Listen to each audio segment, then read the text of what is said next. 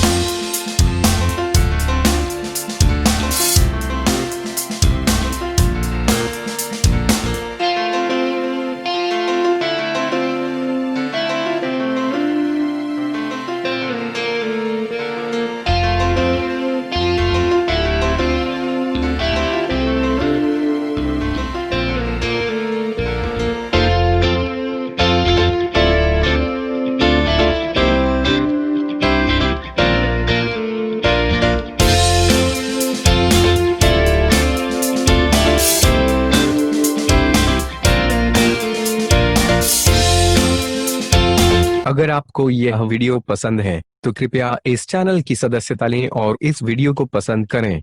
अगर आपके पास वीडियो के लिए कोई सुझाव है तो कृपया टिप्पणी करें।